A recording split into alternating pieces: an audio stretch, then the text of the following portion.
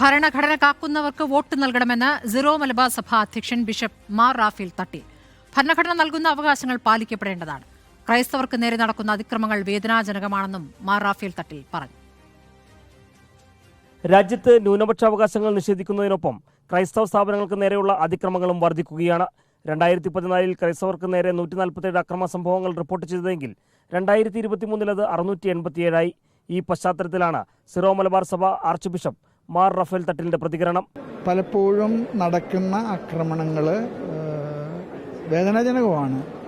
നമ്മുടെ ഭാഗത്ത് നിന്ന് പാലിക്കേണ്ട ഒരു സംയമനവും ഗവൺമെൻറ് നൽകേണ്ട ഒരു സംരക്ഷണവും ഇത് രണ്ടും കൂടെ ചേർന്നാൽ എല്ലാം ഭംഗിയായിട്ട് പോകുമെന്നാണ് എൻ്റെ ഒരു.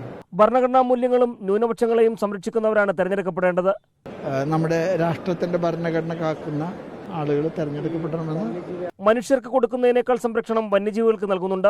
നിയമങ്ങളിൽ ഭേദഗതികൾ വരുത്തുന്നതിന് നടപടികൾ സ്വീകരിക്കാൻ സർക്കാർ തയ്യാറാകണമെന്ന ആവശ്യവും ആർച്ച് ബിഷപ്പ് മാർ റാഫേൽ തട്ടിൽ മുന്നോട്ട് വെച്ചു. റിപ്പോർട്ടർ, കോട്ടയം.